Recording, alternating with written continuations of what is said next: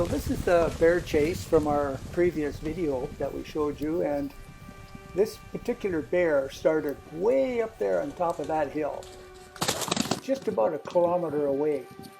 And the reason I know that is because White Spirit's band was way up there, and this is White Spirit's band over on the top of the screen now. So he's been chasing all of these horses down from the top of that cut block.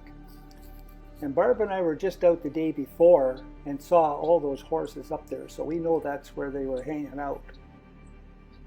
And of course we don't have any cameras up there, so we didn't catch the chase until they got down here. Now here's another interesting clip for you. This stallion, he knows there's something fishy going on here. And there's a lone wolf coming up this trail. And then all of a sudden the whole pack appears. Luckily we didn't have a foal here, or this could have turned out a lot different. But this pack of wolves wasn't about to take on that stallion. Now here's one of those Hawes mythbusters, folks. A lot of hunters will tell you pretty quick that the wild horses are responsible for running off all the elk and competing for all their food. Well, if you have a look at this trail, this band of wild horses coming up actually happens to be Maverick's band. Now, isn't this where the horses were supposed to get aggressive and chase the elk away? Well, the elk just kind of moved over a little bit. I guess he felt a little outnumbered here for the camera station, but you know what? The horses didn't show one little bit of aggression. And these two tag-alongs with Maverick's band, they came in right behind Maverick's band after they left. They're just going to have a little lick of salt here, and again, the elk didn't go anywhere. He hasn't been chased. He hasn't been subjected to any kind of aggression. As a matter of fact, I think the elk might be getting a little bit disturbed that the horses haven't left yet, and maybe he's going to tell them it's time to move on. So there's another mythbuster right there, folks. The horses certainly do not run off all the elk, and as you can see, there was plenty of grass. Now the reason we got lots of grass out here right now is because we haven't had any cows out on the range this summer yet. But these majestic elk have been moving in more and more into this valley now. There was a few years where they were pretty scarce, but now we've got quite a few moving in, and we've even seen some cow elk moving in. Some of our followers were mentioning, gosh, we never see any deer, or maybe they don't have enough deer to chase for the predators. And well, the truth is we do. Another follower had it pinned pretty good when she said, you know what, they just edit all that out.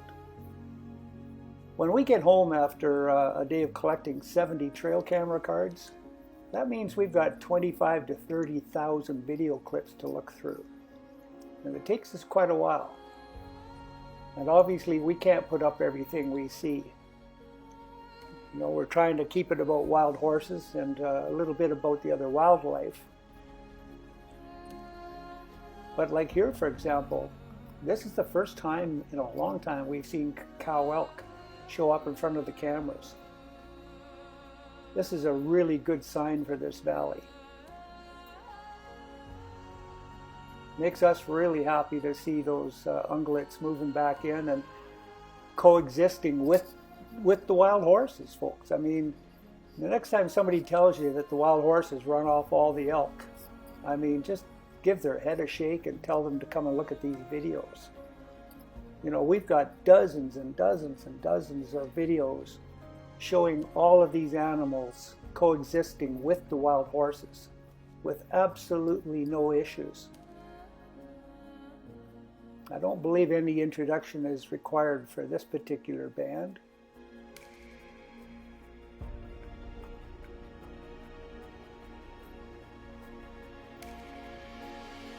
We haven't named this little colt yet. We're just still holding off for a while.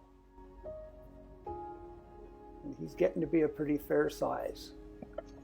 Here comes the Colonel with one of his mares, and boy, I'll tell you what, folks, the horse flies have just been brutal for the last week or so with the hot temperatures. These horses just can't get far enough away from them. They go in the bush and they go in the willows, and it's just brutal for them.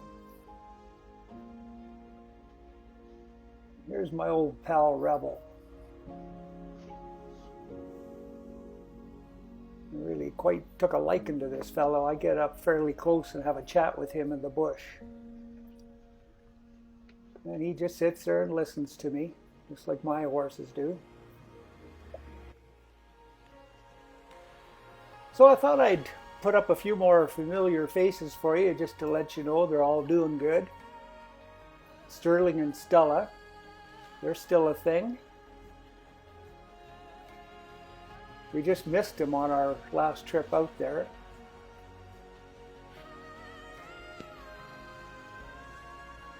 And here's one of our favorite mares. Not a mark on her, she's looking really good.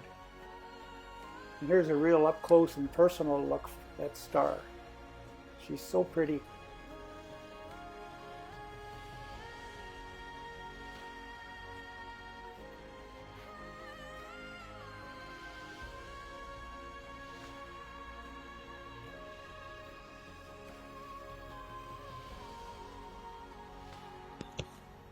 Now I'm going to let you guess who this is.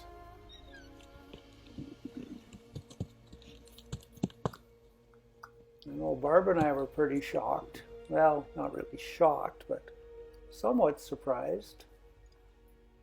And here's that horse that was with Samson's band. He still is.